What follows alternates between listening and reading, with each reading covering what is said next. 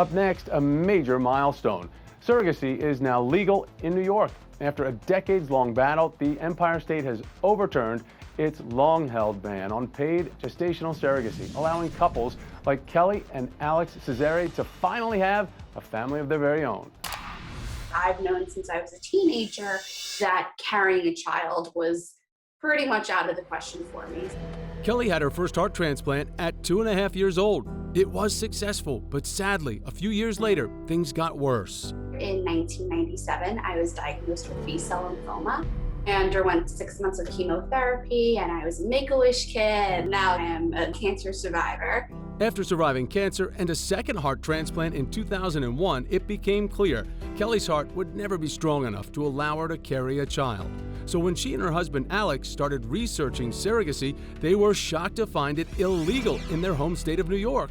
It was just absolutely crazy to us that this was legal in so many other states, but here, the greatest city in the world, it wasn't legal, and we would have to legally adopt our own child.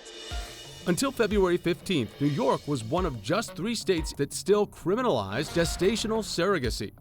It was banned after the Baby M case of 1986, where a traditional surrogate claimed parentage of the child she carried, and a messy legal battle ensued. I definitely feel like surrogacy is still such a taboo topic. I feel like people should talk about it more often. You know, we're not the only people in this boat. We're not the only people struggling with infertility issues. With this new law passed, Kelly and Alex are able to move forward in their journey to parenthood. We're just in the process of being, matched and speaking with people and finding, the next step. And they're just excited to finally be able to start their family. There's a lot of different situations where you might require a surrogate. Every one of these people that are involved in this, they just want a family. I think at the end of the day, you can't put a price on having a baby in your arms. Mm-hmm.